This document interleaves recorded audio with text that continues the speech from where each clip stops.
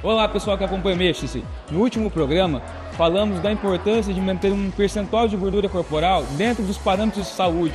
Falamos também sobre os malefícios que o sobrepeso e a obesidade pode trazer para a saúde do indivíduo, levando a condições de doenças crônicas.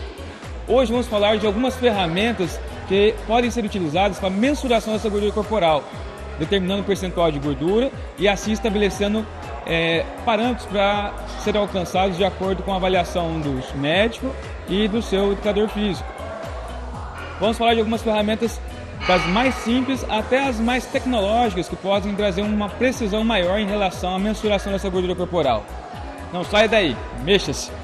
Pessoal, e hoje então vamos falar de algumas ferramentas que a gente pode utilizar para a avaliação do percentual de gordura do indivíduo. Dessa forma, classificar esse indivíduo se ele está dentro de um percentual adequado para a saúde e até mesmo para a estética.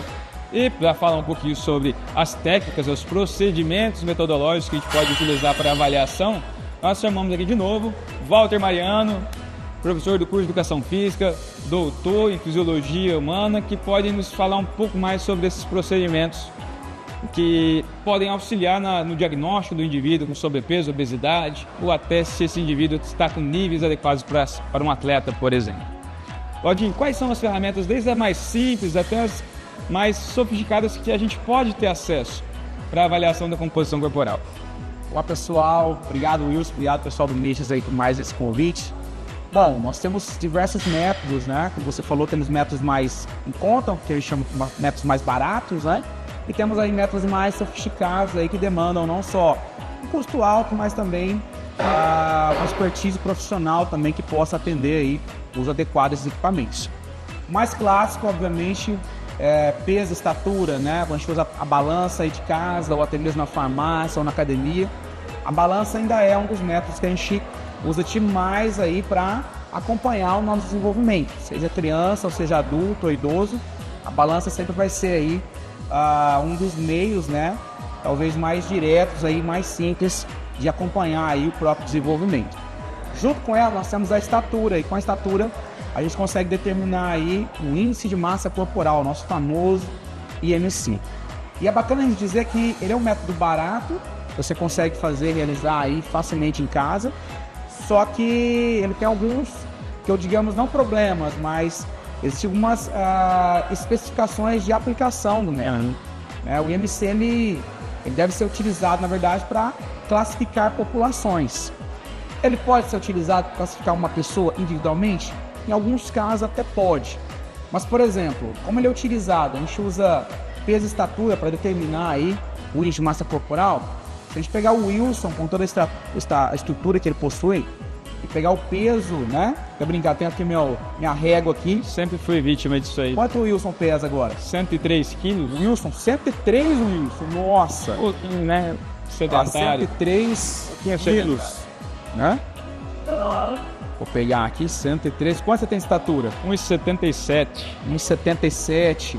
Pelo menos com 18 anos eu tinha, agora eu não sei. Então quer dizer, o IMC dele tá aqui em 35 quilos por metro quadrado. Teoricamente, o IMC do Wilson é de um obeso. Mas, se a gente avaliar o Wilson de forma específica, a gente vai ver que ele não é obeso. Ele apresenta aí um percentual de massa muscular alto, consequentemente um percentual de gordura também baixo.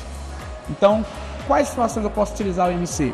Se eu pegar uma pessoa que é sedentária, que não pratica atividade física nenhuma, ou uma pessoa que está muito acima do peso, né, nessas condições, o IMC pode ser válido, tá?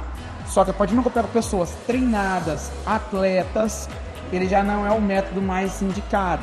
Então, para você que está em casa, está na academia, está praticando ciclismo, que é outro esporte, o IMC não é para você. Ele até pode ser utilizado, mas ele pode dar erros, como a gente está vendo aqui agora, né, para o Wilson ou para mim mesmo. A gente vai ver que o IMC já não é adequado para nós. Exato. E aí entra métodos mais específicos, que eles podem ser mais sofisticados, só que eles vão determinar agora com mais clareza o que é massa muscular, o que é gordura, e entender um pouco mais dessa composição corporal. Consegue direcionar para cada população, né? Eu lembro quando eu tinha 18 anos, tiro de guerra, uso o IMC, né? Eu lembro até hoje, o cara falou, aí você vai sofrer. Meu IMC era de 30 com 18 anos, E eu estava no auge da performance física, jogando tudo quanto é tipo. Então, quer dizer, a gente vê que nem sempre classifica o indivíduo Com certeza. como correto. Quais outras ferramentas, então, que a gente pode utilizar que tenha um pouco mais de precisão? A gente fala sempre, principalmente no âmbito da educação física, o uso de dobras cutâneas, né? A perimetria, que é a medida, né, das circunferências dos membros.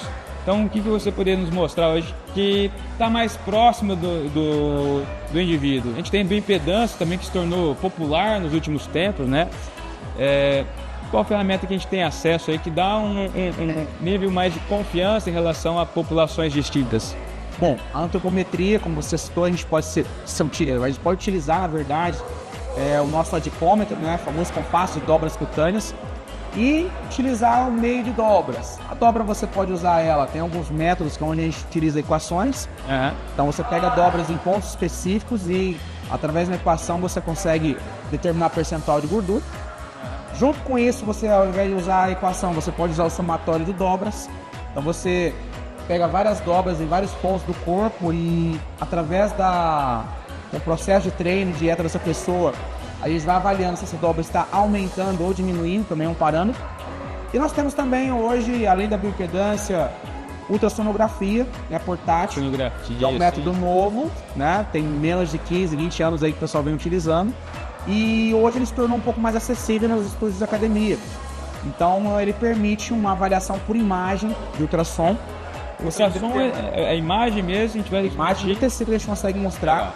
E ali você consegue ver se o tecido é um tecido mais denso, se ele é mais treinado, o quanto de gordura realmente tem naquela localização. Então ele fica um pouco mais específico e ao mesmo tempo mais preciso. O que é mais legal do ultrassom? O método de avaliação é muito simples, porque não precisa que a pessoa fique em jejum várias horas.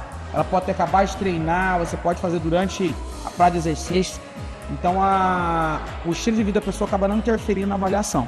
Consegue pegar em tempo real ali a imagem do músculo, do segmento, e com isso você consegue avaliar de fato aí a composição corporal. Isso é importante, né? Porque alguns métodos, como a bioimpedância mesmo, ela precisa de um preparo, né? Que depende muitas vezes do cliente. Se não tiver consciência, pode dar um nível de interferência aí significativo. Mas vamos mostrar então essas técnicas para o pessoal de casa ter mais noção e quem sabe, né, ir procurar um profissional para que faça essa avaliação, que é interessante, para que a gente tenha um controle e de repente despertar da necessidade de uma prática de atividade física mais condicionada, mais direcionada, né? Vamos lá então? Bora lá! Bom, a primeira ferramenta que a gente vai utilizar então, procedimento metodológico com o adipômetro, né? Que é para ver a quantidade de tecido gorduroso que tem na dobra e em região específica. Como é que acontece, Valtinho? Bom, o adipômetro ele mede em milímetros, né? Quanto, né, de dobra você tem naquele segmento. E tem esse nome de dobra porque você vai pegar duas faces aí da pele. No caso aqui eu vou dar o exemplo de uma delas, mas o resto a gente pode pegar. No caso da tricipital, né, que você vai pegar bem ao meio aí do antebraço aí. E aqui você consegue, né, fazer a medição. A gente costuma fazer isso durante 3 vezes, né? Você pega a média das 3 dobras. E a partir daí você faz, né, todo o cálculo, né, para obter o percentual de gordura. Legal. Por outro lado, a gente pode utilizar também o ultrassom, usando os mesmos segmentos. Bacana. O ultrassom ele é um pouco mais interessante nesse sentido, que ele consegue medir não só a quantidade de gordura, mas ele consegue meio que fotografar o tecido. Ele consegue mostrar os pontos que estão mais densos, ou seja, você consegue ver se a pessoa é treinada ou não. Pessoas mais sedentárias, ele mostra uma imagem de tecido muscular um pouco diferente.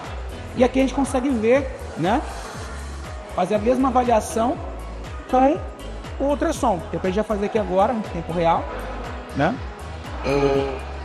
Só uma curiosidade, em relação às dobras, são praticamente as mesmas que são utilizadas com o adipômetro? As mesmas no ultrassom. E é utilizado uma então equação. Você usa o mesmo protocolo, porém o meio de captação da dobra ele é um pouco mais sensível e um pouco mais preciso. Bacana. Tá? Nesse caso, a gente consegue fazer a mesma...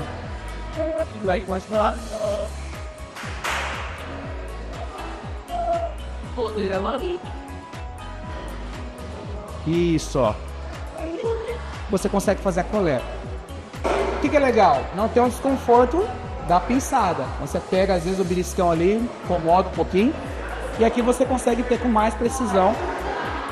Um ponto interessante também é que a dobra cutânea, ela é necessário que o avaliador tenha uma experiência um pouquinho maior, né? Ou seja, a gente fala que pelo menos 100 vezes que ele foi lá e fez a avaliação, para que ele tenha uma precisão um pouco mais próxima, né? O aparelho já não tem essa necessidade. Você é um pouquinho mais além. Nós temos um professor na faculdade, o Dr. Júlio Takehara, ele falava que você fica bom para pegar a dobra depois da 1000ª dobra. Não esqueci disso até hoje.